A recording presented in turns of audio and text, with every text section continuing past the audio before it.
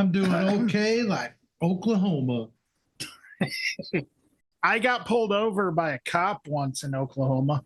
Well, what happened? This cop pulled us over, had us sit in the back of the police car. Mhm. And he was pretty convinced that they were going to bust us for something as soon as he saw the instruments in the van. Uh-huh. I mean, he was like a cowboy, like cowboy cop that you see. I mean, he was like, yeah, we're going to lock you boys up. Like, out of the car, long hair. I can say for sure that I don't like Oklahoma now because of that experience. You don't like Oklahoma cops? Yeah, cops. Hey, boys, let's go bust up another band. Yep. When they dismissed you, you were like, okay, go. Yeah. I wonder if that's where OK Go got their name. Oklahoma, go. Yeah, that probably is what it is. I've been to Broklahoma a few times in my life. Broklahoma.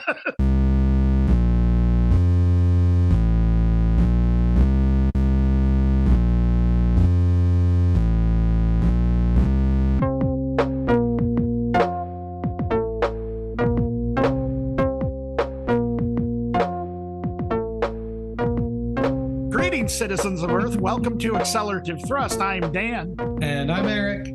And I'm okay. I'm okay. You're okay. We're okay, and nothing's bad.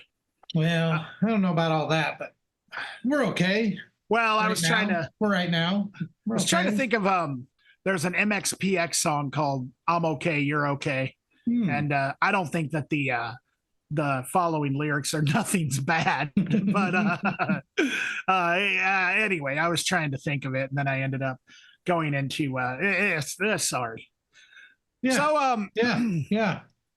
I've been wandering aimlessly lately. Just that's what I've been up to lately. Wandering aimlessly. Cool. That sounds pretty fun. Yeah, it's pretty fun. You learn very quickly who your friends and enemies are when you're wandering aimlessly. You got to be doing it aimlessly. You can wander all you want, but if you do it with any aim, then it doesn't work as well as aimlessly. So you're the type of guy who likes to wander around. Is that what I'm hearing? You got to make sure it's aimlessly, though. I mean, you got to really specify that. Yeah, that's like Kramer on Seinfeld. Yeah, he's a wanderer. Yeah, he wanders aimlessly. He wanders round and round and round and round and round. I'm just gonna keep singing the song. I don't care. Let me give some context to why I said that. Okay. I saw an episode of Seinfeld today, and in that episode, Kramer gets a job. Oh, I watched that same episode like 3 days ago. Seen that same? Okay, yeah. So holy shit! There's a goddamn wolf that just ran by my back door. Oh, or something. That's sorry, unrelated. No, that's all right. I thought you were gonna be what like, the fuck? I can't believe that we watched the same holy episode. Shit! That is actually pretty amazing. Sorry, it was overshadowed by some kind of painted in my backyard running by. All I saw was a big curly tail, like curved, not curly like a pig. That'd be weird. Like curved, like a wolf. What were we talking about? The Seinfeld episode. Yeah, he gets a job, and he doesn't really have a job, but he's going. But anyway, yep. Right? Yep. He's like, they're like, how much are you paying? He's like, oh no, I don't want any pay. I'm doing this for myself. Yeah. I don't know if you've noticed, but I've been wandering aimlessly, and then Jerry's like, now that you mention it. So that's why I said that. That is really odd, though. Yeah. Super funny show. Yeah. What a good show. What else has been going on? It's a great show. Well, not much else. Just basically the same old, Yeah, me too. Debt, health problems, Yeah. Just classic American problems, issues, life. Yep. Life is issues. Yep. Life is issues. That is why else would you get out of bed if you didn't have to fix your issues? Korn even named their fourth album Issues. Whoa. Yeah. So they must have thought that life was issues too, and peachy at the same time. Yeah, right. That's what I was just thinking. Wow. Yeah. Dang, we're really on the same wavelength already, Erik. Yeah. Watch the same Seinfeld episode, thinking of the same Korn album titles. I love Korn. I only know one. Is it album Korn? title? No, well, I guess I know two then. Yeah, the other one was Life is Peachy. So yeah, so it worked out that that's the one we referenced. Yeah, definitely. That's all I got. Korn. You know, it's weird. I've only listened in full to the first two, Life is Peachy and the first one. No, not everyone has to like it to be the best. Yeah, but I know every single other album title. Wow. For some reason, like there's Follow the Leader. Yeah. There's right. Untouchables. There's Korn 2 and Korn 3. Because Korn is awesome. Yeah, and corn flavored Uncrustables.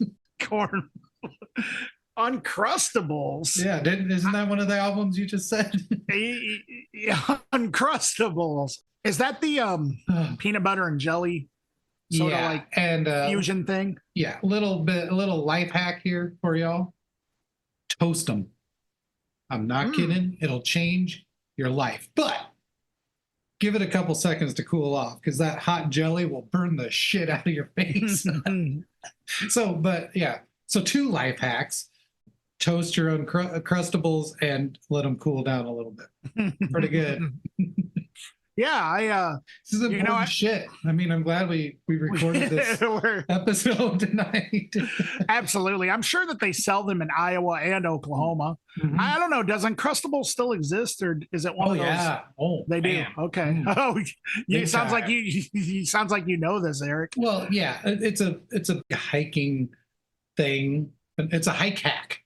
That's what it's a hike hack, and which is kind of like a kayak. But it's not.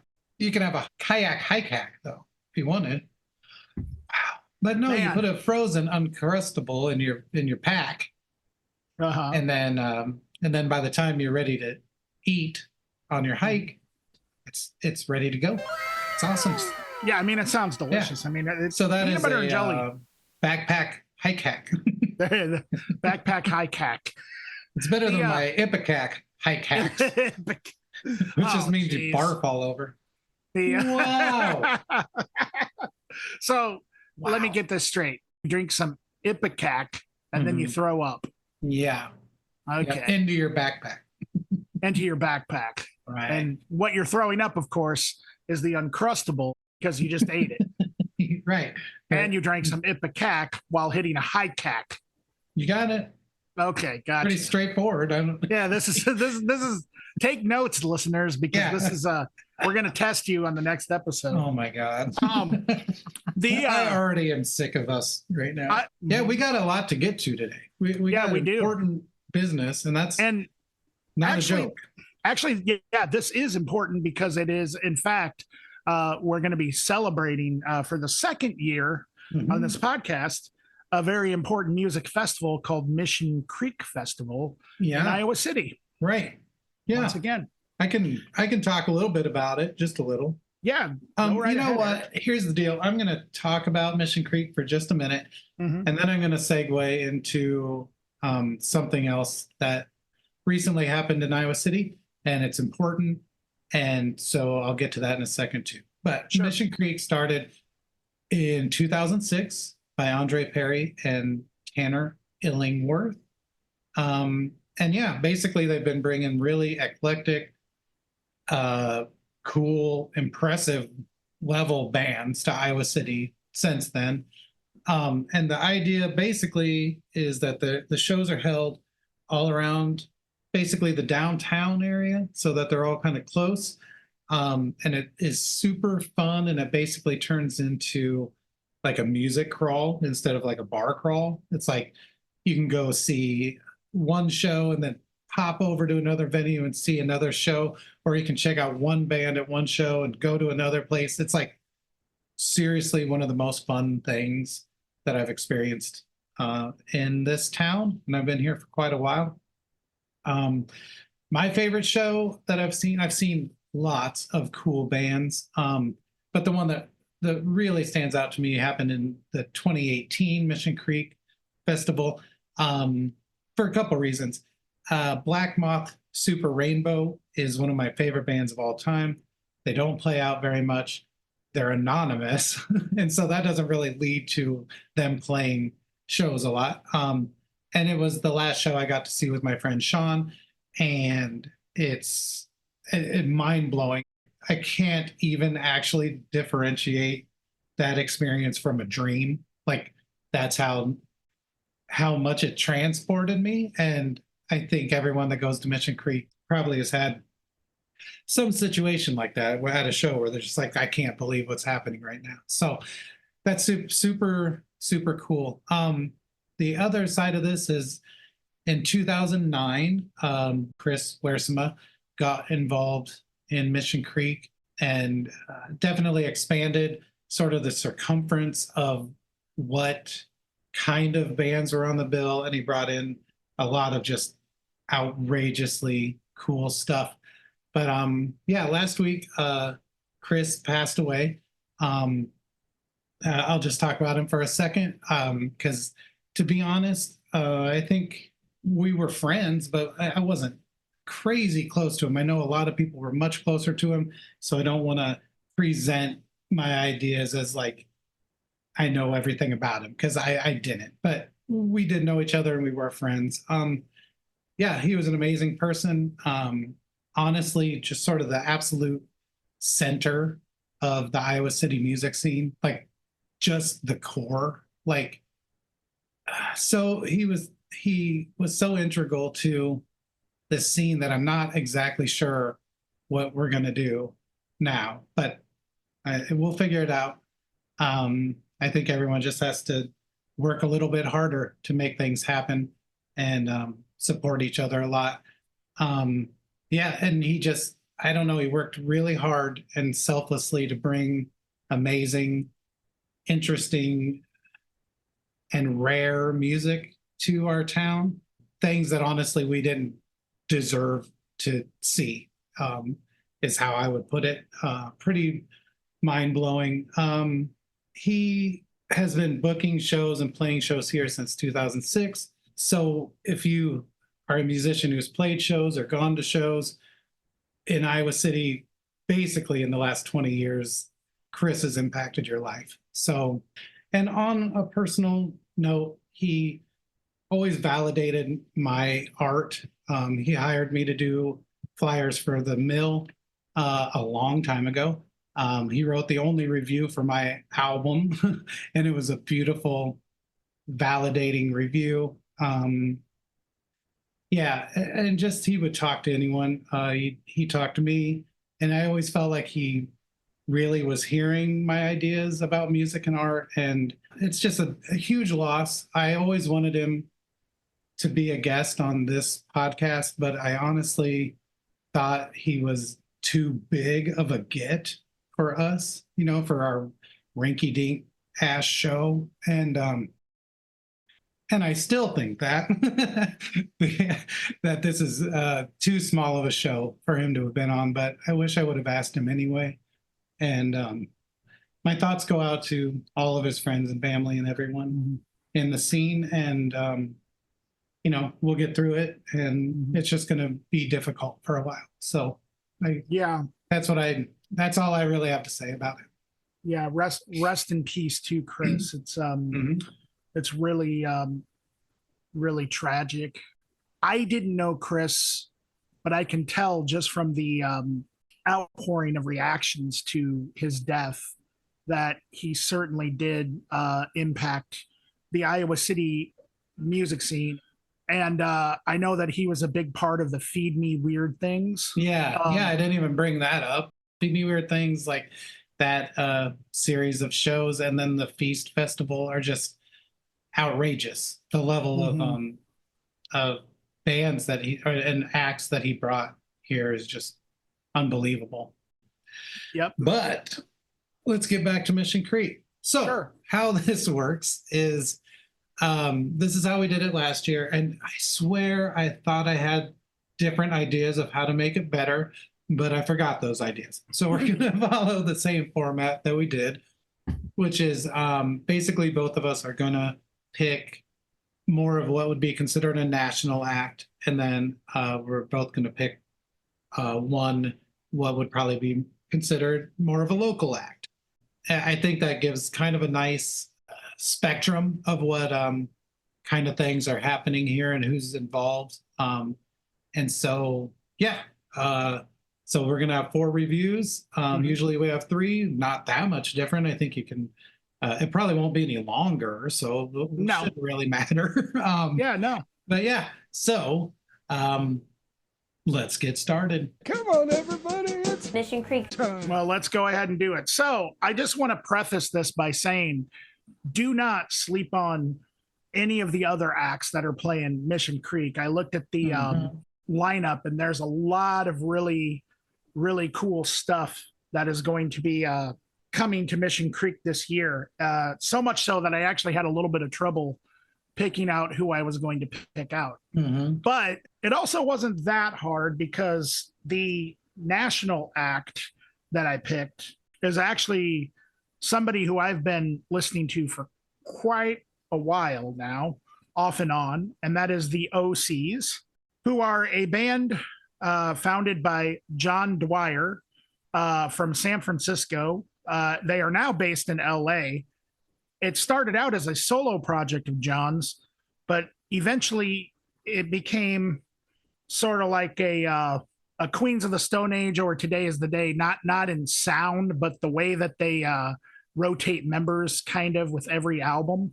Right now, the current lineup is Tim Hellman on bass, Dan Rincon on drums, Paul Quattrone on drums, and then Thomas Dolis on keyboards and occasional guitar. So I had no idea. I knew that they had a lot of albums, but the latest album that they've put out was in 2023, not too long ago, less than a year ago, called Intercepted Message. I knew they put out a lot of albums, but this is actually the 28th album from the Osees. And one of the most interesting things about the Osees, I think, is sort of how diverse they actually are. Throughout the Osees' career, they've touched on psychedelic, folk music, anti-folk music, new wave, punk, metal, prog rock, jazz type stuff, even a little bit of maybe like chamber pop and things like that. This, you can tell just from listening to the Osees discography that John Dwyer is really interested in experimentation in different genres of music. This record happens to be a really heavily new wave influenced garage punk record. The synths, I think, for the most part, are maybe the most prominent instrument. They seem to be highlighted at the forefront of everything.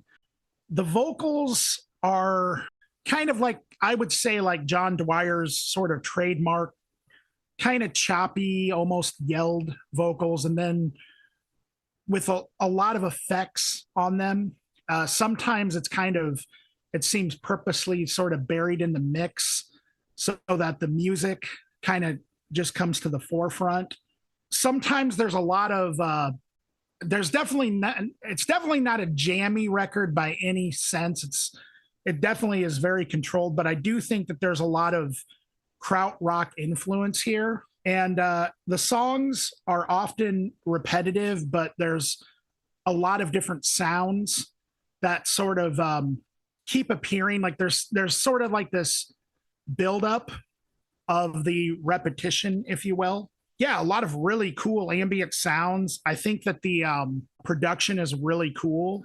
All of the instruments just sound really awesome. And it's really just a fun album to listen to. Definitely some no wave type stuff going on as well. Some of it sort of dancey. Some of it is a little absurd. And I definitely do think that there are some songs that have a sense of humor presented with them. Overall, I just sort of think that this was a fun record. but it also has like a dark tinge to it as well. I think there's some content on here that sort of is dark humor, I guess you could say. But yeah, the guitars are very angular sounding.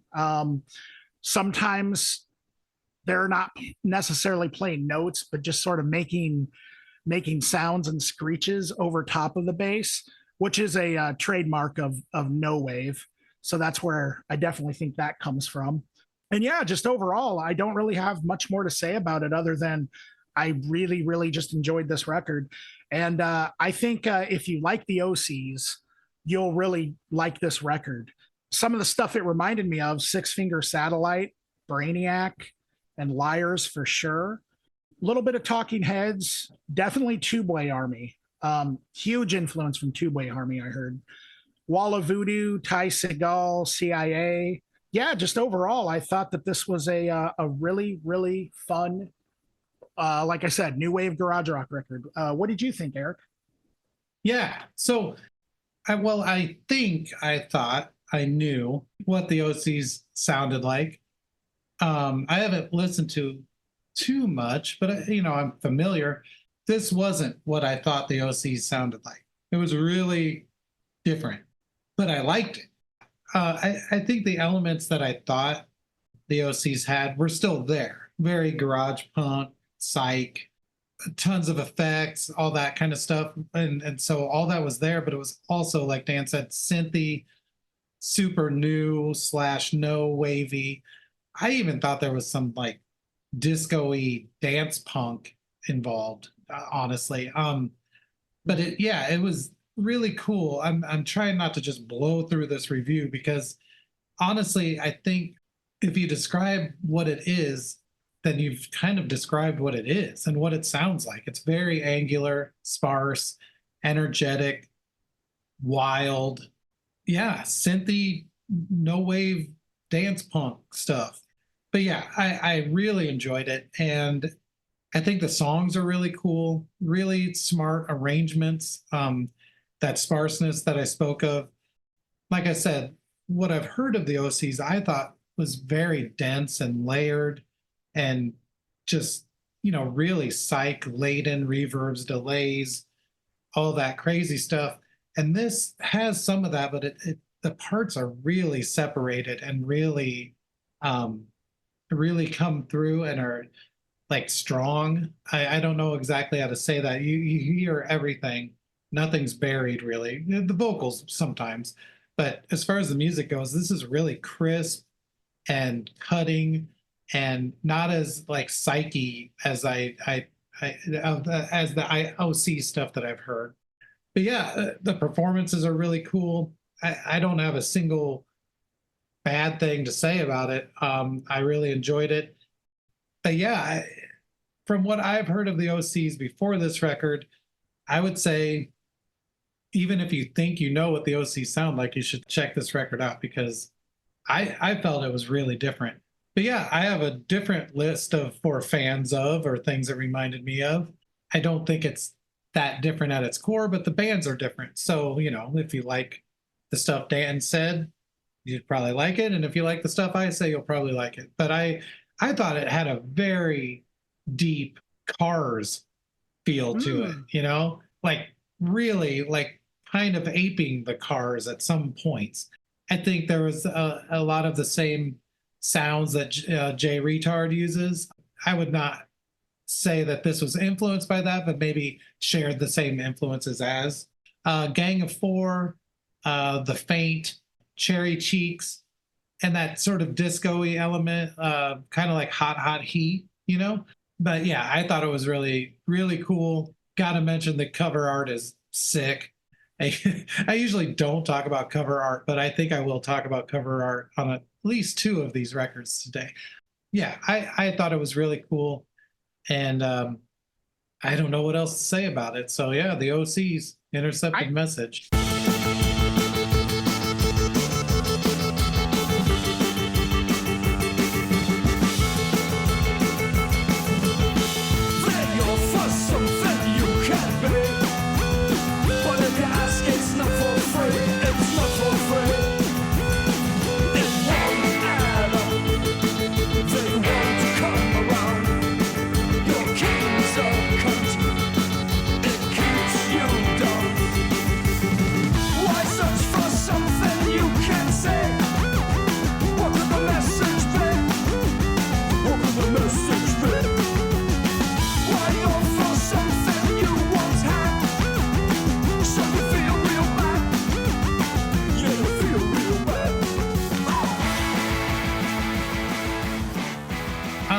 Yeah. So my pick for the more like the national release, we'll call it, was a project called Armand Hammer, like ARMAND, Hammer, Armand Hammer. The record's called We Buy Diabetic Test Strips. Armand Hammer is Billy Woods and Euclid with a lot of other guests. So I think if you're familiar with those two projects, then you sort of know what you're getting into a little bit. But yeah, this is like the only thing I could think of really to describe it is hard to grasp.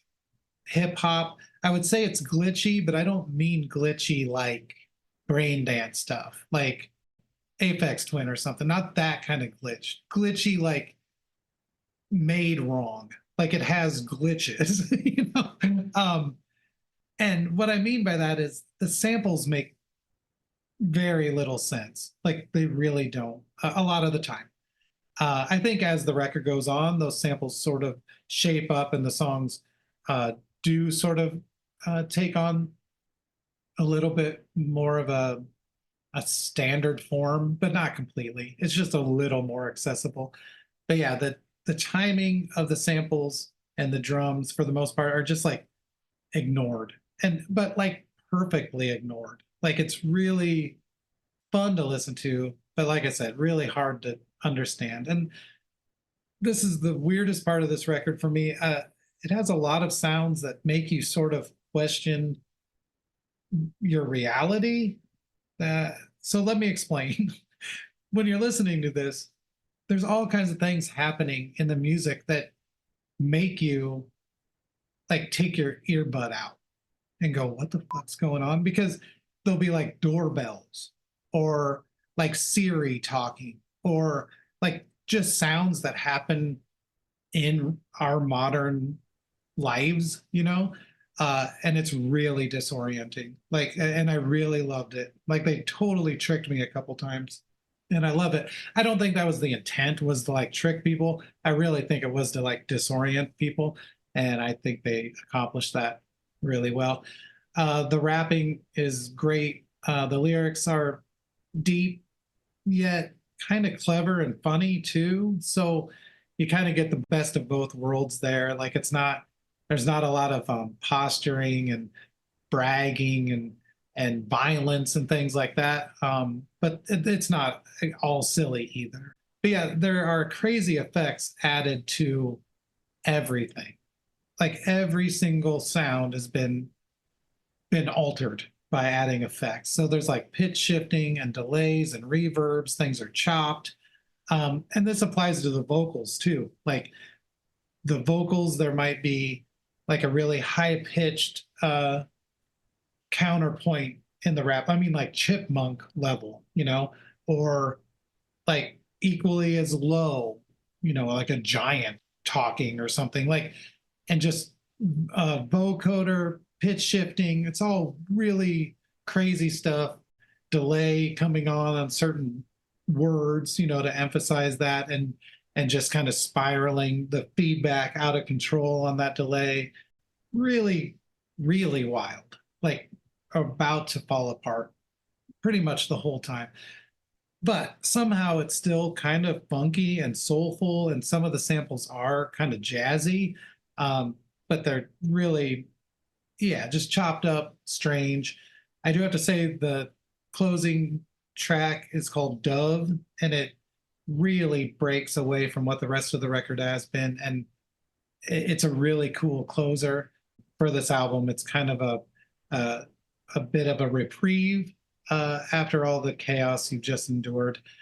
I don't know much about hip hop. The hip hop I do know about is sort of in this vein, but still, I don't have the depth of knowledge that a lot of other people do. So things that reminded me of Run the Jewels, that Gonja or Ganja Sufi we reviewed a while back, Danny Brown, maybe like some Saul Williams, just as far as like the samples used and clipping possibly as well. But like I said, I'm only putting all those things together because to me, they're sort of in this experimental hip hop realm. And so I really enjoyed it. I thought it was super cool. Like I said, really hard to wrap your head around. And that implies that ultimately you do wrap your head around it. I should say impossible to wrap your head around. That's basically my review. So what do you think, Dan? Yeah, I thought this was rather amazing. Armand Hammer has been on my radar for quite a while because I am a fan of both Billy Woods and Elucid. I would say Billy Woods slightly more than Elucid, but what I've heard of Elucid is really cool. And this is, like Erik has said, one of the most experimental hip hop records I have ever heard. The way that Erik described how it makes you question your reality, I mean, that is perfect. There is a lot of strange, interesting sounds on this record. Stuff that I've never heard done on a hip hop record, for sure. Some of it kind of reminds me of Anti-Pop Consortium, the way that they used to kind of sample, like they would sample like ping pong balls, you know, and things like that. But there's this one part in one of the songs where I actually had to stop my headphones because I always believe that when you're listening to a record like this, it's best to listen to it through headphones because there is stuff that you just don't pick up on any other way. There's a one part where there's like a phone ringing, and I had to literally like stop because I thought my phone was ringing. Yeah, like, so I totally get where you were coming from there, Erik, in your review about how they totally tricked you. But I think, you know, I can't help but think that was probably part of the plan. So Billy Woods and Elucid they either were or still are, I think still are part of a label called Backwoods Studios, which kind of seems to be the newest label for the abstract underground stuff. Yeah, it's just really unconventional. It totally was not what I expected it to be, actually. I was expecting it to be underground, gritty, boom bap type stuff, like backpacker rap or whatever. There's a little bit of that going on. But I think there's a lot more going on here than just that. Like a lot more. I mean, the production is very dreamlike. And actually, like, I just remember closing my eyes and just listening to the beats. And it's really trancy, like almost like trip hop or something like that. But I think there's a lot of stuff that is kind of influenced by like vaporwave or like even like shoegaze. And there's a lot of, not a lot, but there definitely is some noise going on there as well. The drums are very, very gritty. Like it is not a clean production, but it's a really well done production.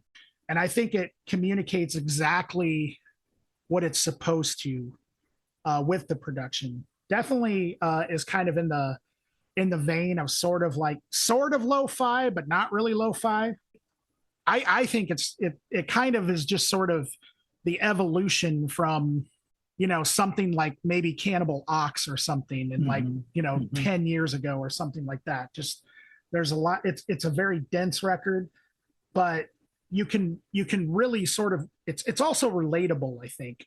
Yeah, the lyrics are definitely sort of the human condition and kind of like what's going on right now. Yeah, a lot of the guest MCs are really awesome. JPEG Mafia is on like 3 of the tracks. And I really like what he's been putting out lately. There was a track with LP. However, I gotta say, I actually did not recognize LP's voice on the track. So I don't know if LP maybe he did the production on the track, or maybe it was LP just sort of rapping in a different tone or something.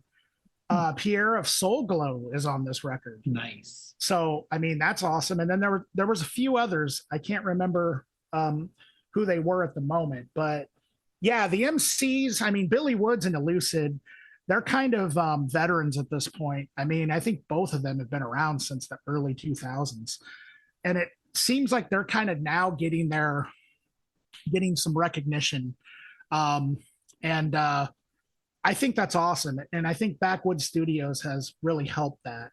So yeah, as far as the stuff that this reminds me of, Makami, a lot, Earl Sweatshirt for sure, Homeboy Sandman, Aesop Rock, a little bit of Raheem Supreme, Al Divino, Saul Williams, Dalek, Cannibal Ox, and literally every artist that Erik mentioned. Nice. Because I agree with you 100% about your picks. I think if you're a fan of any of those artists, you'll be a fan of this. So yeah, Arm & Hammer, we buy Diabetic Masters. Nice. 10 out of 10. How does it feel? How does it feel? How does it feel? How does it feel? How does it groove me on the 1, 2, 3. Once upon a blue dream, been in cream and linen, watching blood on the moon trip. Drag bones to the boom bip, new light exploded back from the womb pit. New myths, new names. I'ma scream my way out. I'm all the way in. How does it feel? How does it feel? Taking pause, if you can lose, you can find it. How does it feel? How does it feel? Tell me what it said, no detail concealed. It's all in the field, naming names, even when it hurts. Purpose of the pain, back in places, cycles, residual loops, skin of tooth, been pressed for a few. We the only blacks in the rock climb. There's no comfort in facts sometimes. Speak it out my mouth, with the truth knocked out. When the gold got shaped, when the old first said, kill the truth. They said I had to hold my head, they said I had to hold my head. I felt more like myself. I felt more like myself. I felt more like myself. How does it feel? How does it feel? So, the artist that I picked as my local artist, who is playing the Mission Creek Festival this year, is Anthony Worden and the Illiterati. The name of this record is How Could We Lose When We're So Sincere? Anthony Worden is an Iowa City-based musician, and his backing band, the Illiterati, consists of Ellie Hoffmeyer on vocals, Avery Moss on keyboards and vocals, Capel Howarth on bass and vocals, and Aaron Knight on drums. And I just thought that this was a fantastically written and fantastically produced record. I believe it was recorded by Luke Tweedy from Flat Black Studios in Lone Tree, Iowa. And it is just a collection of great songs showcasing an endless amount of talent. I mean, the best way for me to describe this record, it almost feels like a variety show to me. It just, every song is different.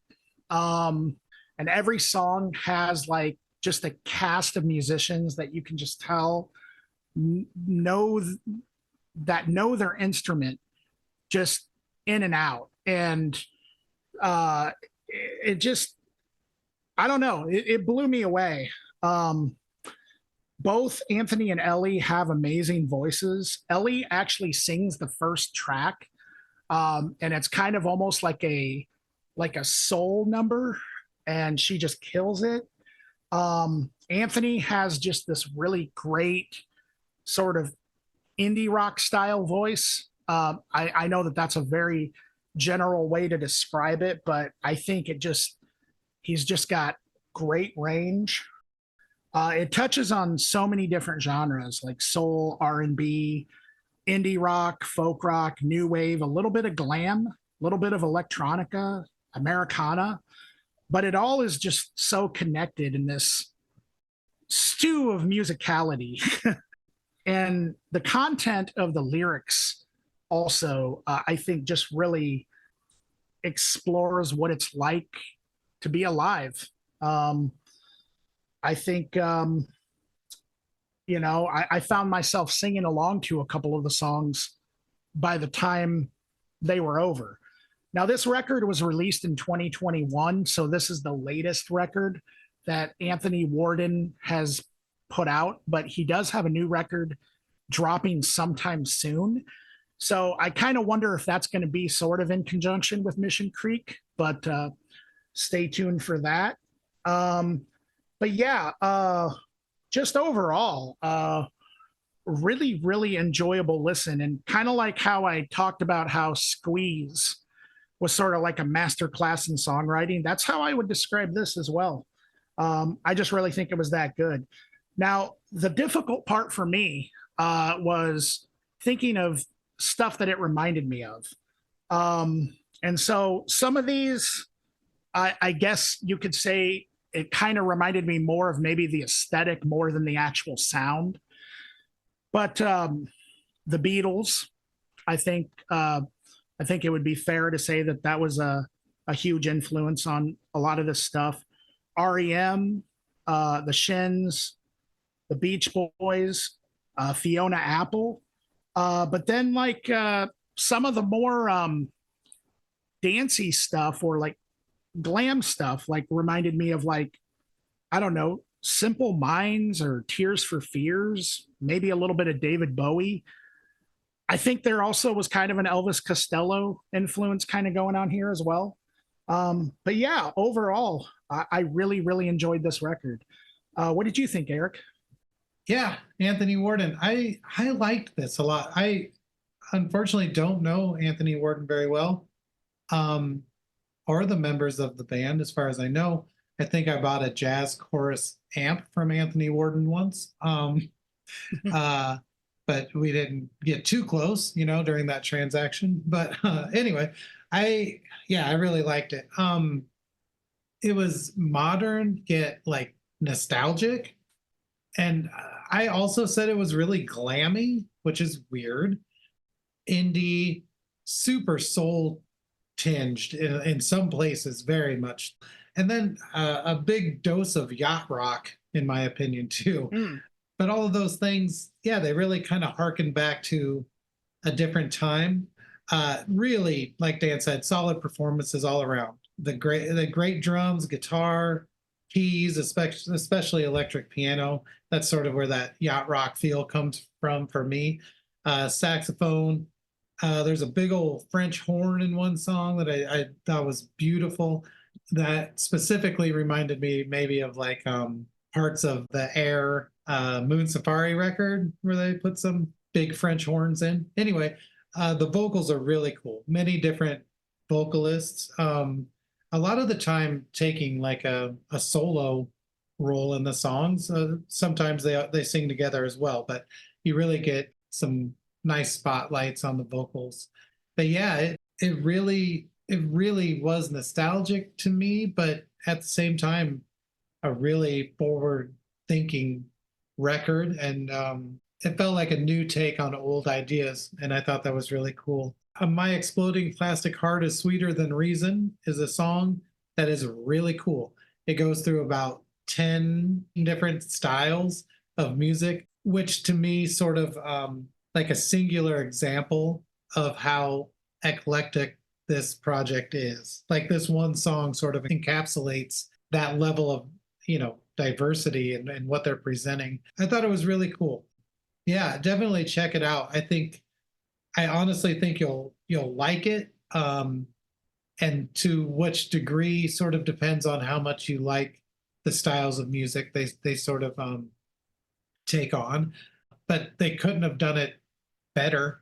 I don't know if anyone could. So I think it was really amazing. It's funny that you mentioned Squeeze because they were my number one recommended if you like things that remind me of sort of whatever that list is. Squeeze was the first one. Of Montreal, as far as the approach to just mixing all this stuff in together, keeping it upbeat, keeping it fun, there was just kind of a similar vibe for me as Of Montreal. As far as the soul stuff, a lot of like Dexy's Midnight Runners in there, which I know everyone thinks of them as a one-hit wonder. I love them. I think they're amazing and one of the coolest soul bands of all time. I put down Seals and Croft. Those electric pianos very much just sent me straight back to like 1977. There's nothing I could do about it. I also said the Shins. And as far as the glammy stuff, there was a glamminess to it, but also a theatrical element to it that made me think a lot of Roxy Music. And also not being afraid of just exploring everything they could is a similar thing. So yeah, I loved it. I think everyone will. So you should check it out. Anthony Worden, How Could We Lose When We're So Sincere? Great album title. Yeah, good stuff.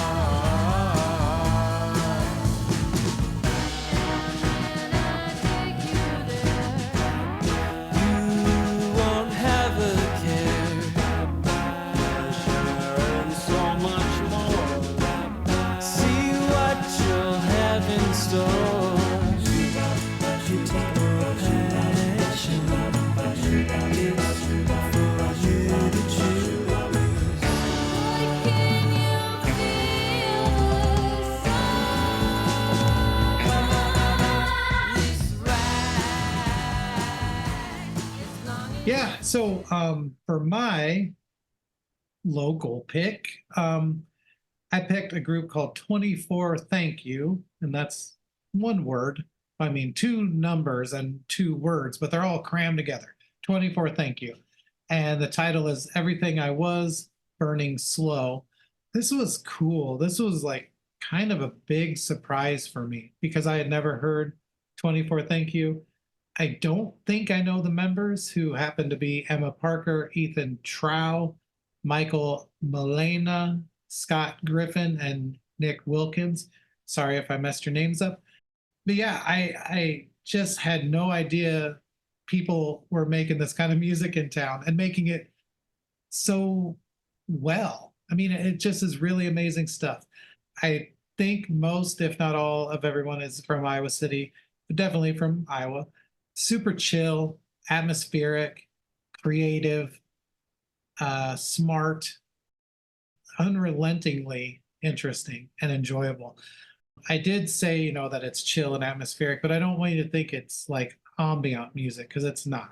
It's not just sit back and let it kind of wash over you music either. There are elements and moments of that for sure.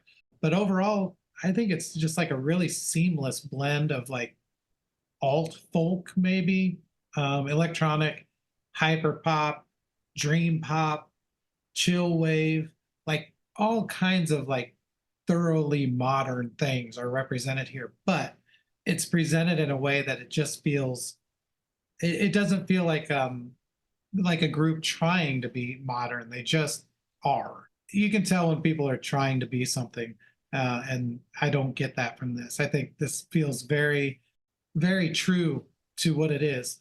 Really amazing production. Like, I'm not exactly sure where it was recorded. There wasn't a lot of information on the Bandcamp page, but it sounds amazing. It sounds as good as anything. Super cool instrumentation and arrangements, really awesome performances. The vocals are really cool. And one element of it I liked was sometimes there would be like an overdubbed vocal. So like two vocals from the same person, or maybe they were not doubled, but actually two people singing, but like a double female vocal that it kind of reminded me of like Brand Band 3000 at moments, but really cool. All the vocals are cool.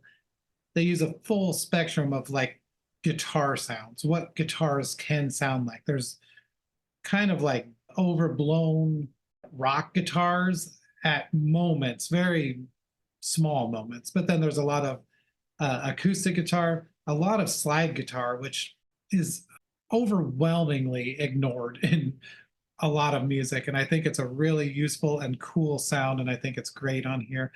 The programming is cool. The synths are cool. The drumming is cool. The drum programming is cool. The vocoder, like literally everything about this, I pretty much adored. And I can't really say much more than that. The cover is really cool to me, it looks like sort of like a mannequin head, maybe being photographed from underneath or something. And if this is a picture of a real person, I'm sorry that I called you a mannequin, but it just kind of has a look to it like that.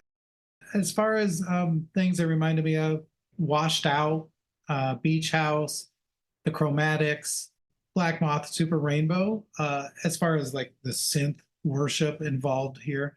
Cigarettes After Sex, as far as like maybe the vibe, the chillness of it all. And I always say it wrong. Maybe Dan, you can help me. Boniver, is that right? I think you're right there, Eric. Okay. Boniver. Yeah. I used to think it was Bon Iver. Yeah, I thought it was Bon Iver. So we're all yeah. wrong. I used to think it was that too. But sort of the idea of like folk or alternative folk or whatever, indie folk, with sort of like vocoded singing, or at least pitch shifted singing, and that creates like a really cool sound. There's a lot of that in here too. Like I said, I was blown away and I love it, and that's about it. What do you think, Dan? Yeah, I thought this was very, very interesting. I mean, this was really, really cool. And yeah, it's cool that this is happening, in Iowa City, because I don't think there's really anybody else who I can say is really doing this kind of thing in this area right now. It's the only way that I can really describe it would be like modern indie dream pop kind of, but I don't know, that also sounds very limiting, like, because I do think there's a lot more to it than just that. I think there's some really cool recording techniques kind of going on here. I don't know what they are. I can't describe them, but there is a certain aesthetic and feel to this that is really unique. It almost kind of sounds like at times that it was just sort of recorded in like a bedroom. So, and I don't really want to say that it sounds like bedroom pop, but there are parts of it that kind of do to me, which I think is awesome. I like that kind of stuff. So that is not a dig in any way whatsoever. Some definitely interesting use of effects on both the vocals and the guitars. There's a mixture of acoustic and electric guitars. Some of the drums, I'm not sure if they're all live or if some of them are digital, or maybe they're all digital drums. I'm not really sure, but I think they did a good job of kind of making it sound like both. There's parts of it that sound like the vocals are using some auto tune, which I'm not sure if that's the case or not. It could be just an effect. I know you mentioned vocoder a little bit, Eric. So either way, it's really cool and adds to the whole like effect of, I mean, it sounds pretty otherworldly, if I'm being honest. Yeah. And that's what I really like about it.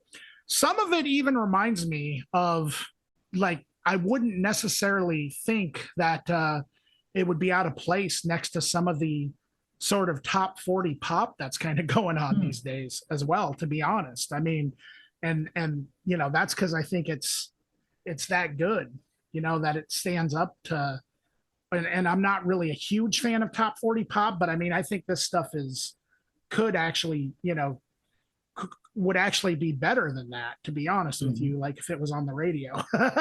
But some of it kind of sounds like it might be influenced by like something like Billie Eilish or something like that,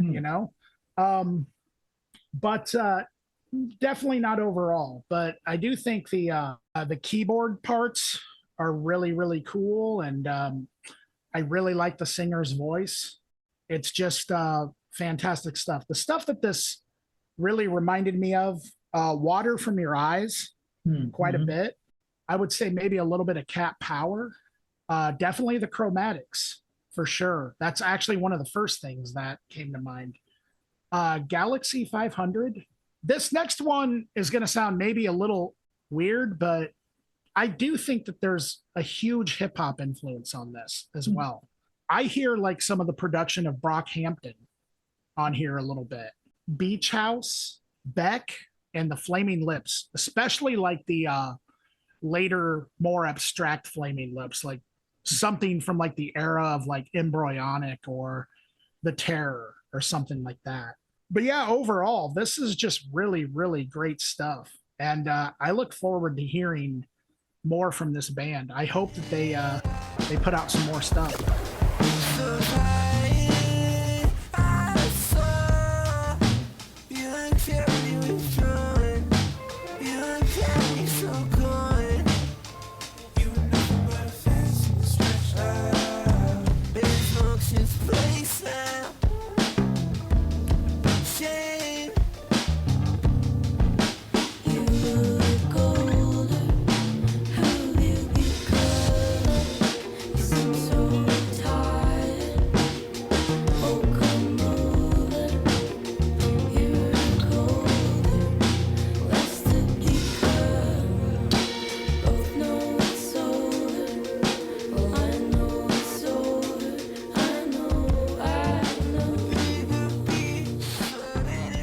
Mission Creek looks like it's going to be a really, really cool lineup this year. Yeah, for sure. I'm hoping to make it to a few. I really want to go see what's going on Sunday at the Trumpet Blossom with like New Standards Men. Oh yeah, and there's a few other acts that are playing it too. Nice. Can't think of them right off the bat. I would like to see every single artist that we reviewed. I think 24 Thank You would be, I would be really interested in seeing what they would do live. Yeah, me too. For sure. Mission Creek rules. Is that what we learned today? What else did we learn? I don't know. Well, we learned that, I guess that's all we learned today. Yeah, pretty much. I tried to teach people about Uncrustables. That's right. We talked about peanut butter and jelly, but I was thinking about other culinary combos that are also fantastic, and they all will make you die. Like coffee and donuts. Wow. Like, that's a good culinary combo, but it'll make you die if you eat too much of it. True. I don't know what else. What else is there? That's honestly, I like most foods. So if you combine two of them, I'm probably going to like that too. Right. I don't know if I like it better, but I'll like it. Chicken and waffles. I've had chicken and waffles. I liked it. It was good. Good stuff. Good stuff. Yeah. So all right, there you go. Yeah. We learned that. We learned some stuff. Well, we learned that if there's two foods that you like, just put them together and it'll slam be great. them together. Yeah. Yep. Like that's what the Ninja Turtles had to do when they were surviving on pizza in the 80s. Wow. Yeah. Corn flakes and marshmallow pizza. I would try it, I guess. I'd try a slice. Sure. There's a website that I don't know.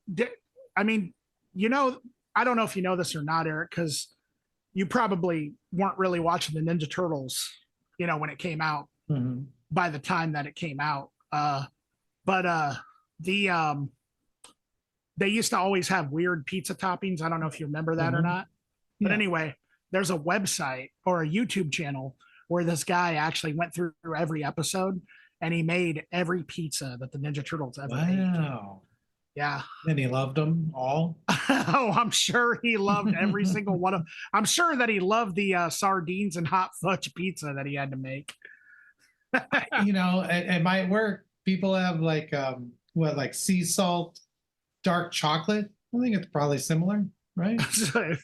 Without the fishy smell, maybe. Yeah, that's you true. ever had sardines? Yeah, I actually love sardines. Yeah, I like sardines too, but in chocolate, man, I'm not sure if I don't know, you could be right. Are they mustard or hot or just regular sardines? Oh, I would assume regular sardines.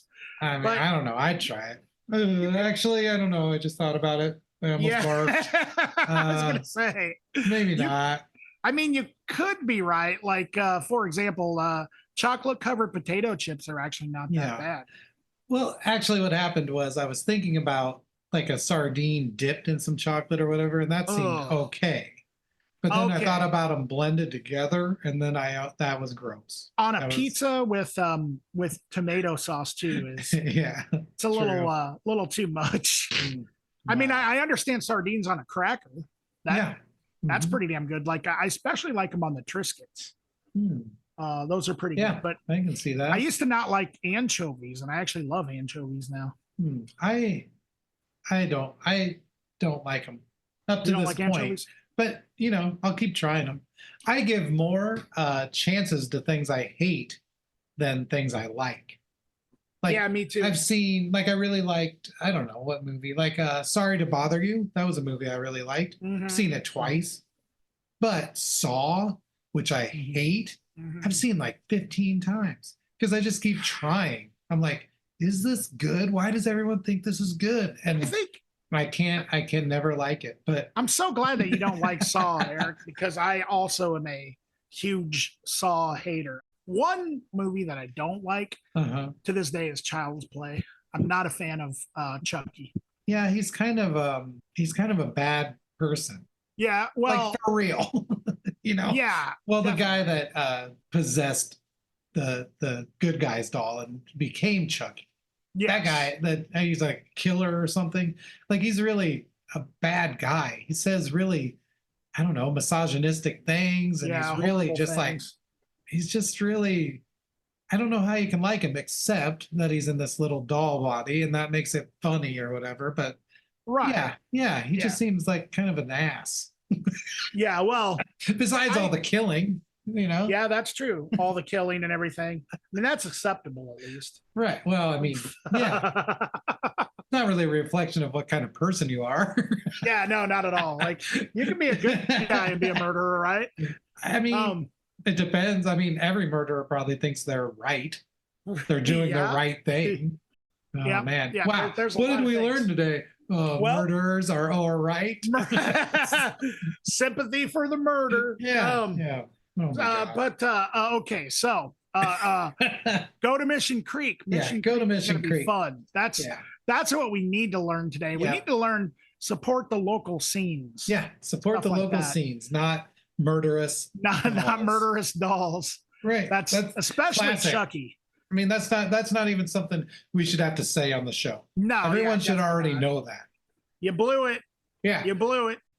Yeah. You should know that the local scene is better than murderous dolls. You should already know that. Yes. Murder dolls. The Murder local scene is better than dolls. murder dolls. That's true too. Yeah, That because the is murder true. dolls aren't local. They're from No.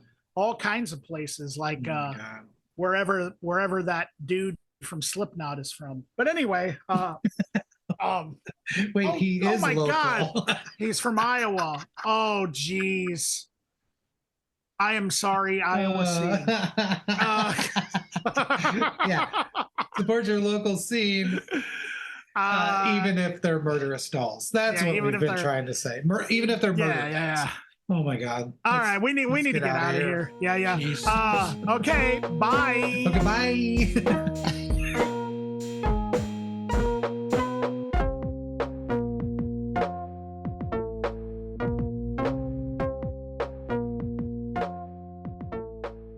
Sorry that I called you a mannequin.